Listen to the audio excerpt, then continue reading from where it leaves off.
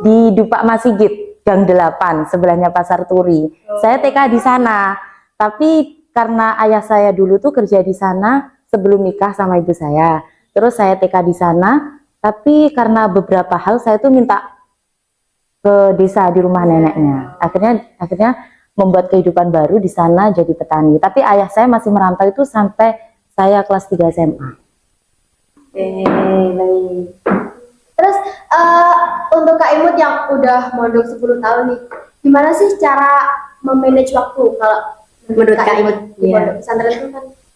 Karena banyaknya kegiatan, kita tuh harus sering-sering gini.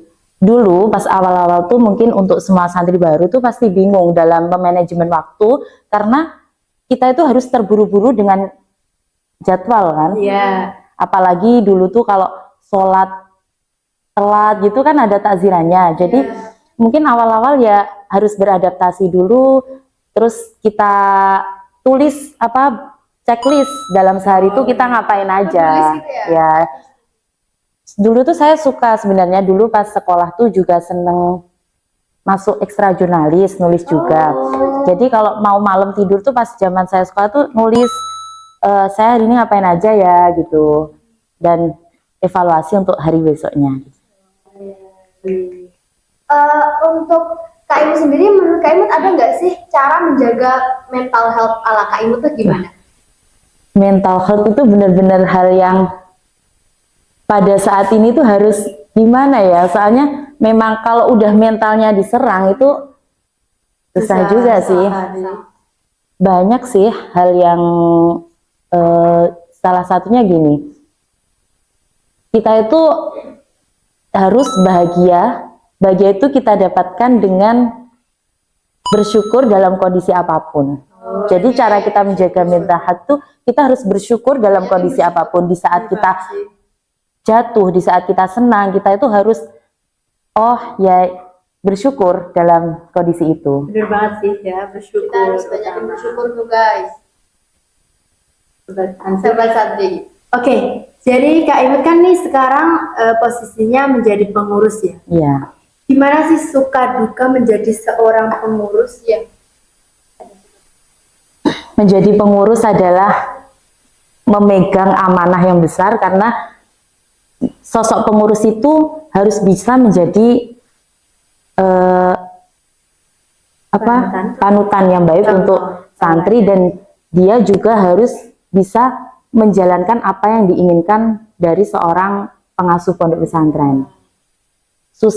Susah bahagianya dulu yang saya rasakan saat sampai sekarang adalah saat tahun kedua saya menjadi pengurus.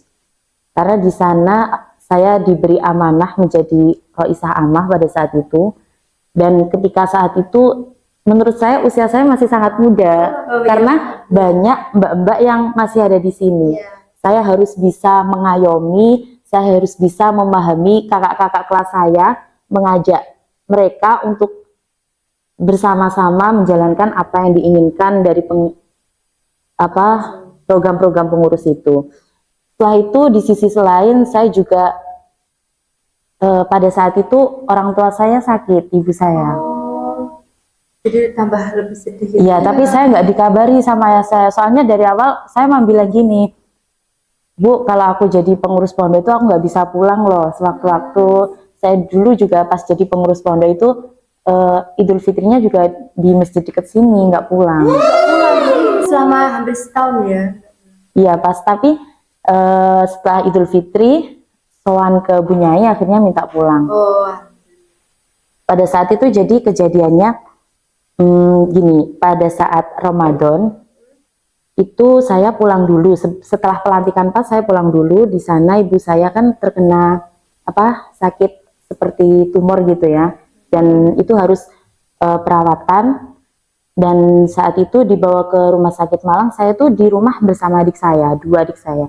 Jadi ketika itu saya tuh merasakan menjadi sosok ibu dan ayah untuk adik-adik saya. Kalau boleh tahu adiknya tuh masih kecil ya?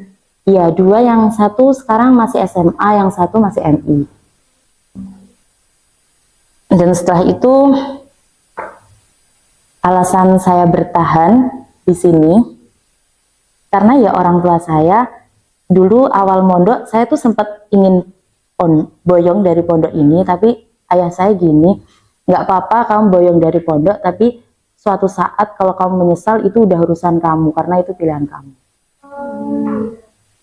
Jadi kan Mbak Imut menjabat sebagai Roisah Amma itu kan masih kecil ya, jadi kesusahannya merangkul yang lebih besar gitu ya. Iya, merangkul yang dari kakak-kakaknya, dan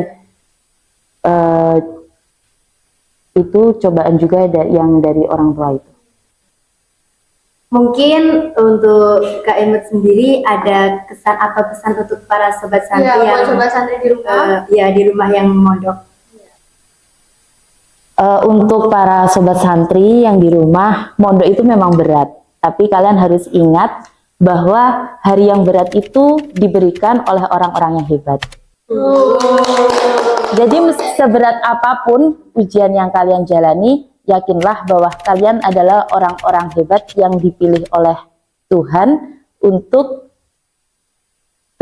keberhasilan bangsa Indonesia, keberhasilan agama, dan tentunya untuk kedua orang tua kalian. Motivasi yang bagus para sobat santri. Nggak terasa waktu kita ini sesi tanya jawabnya sudah habis, padahal masih sebentar. Gak apa-apa, kita lanjut. Bisa lanjut juga ya.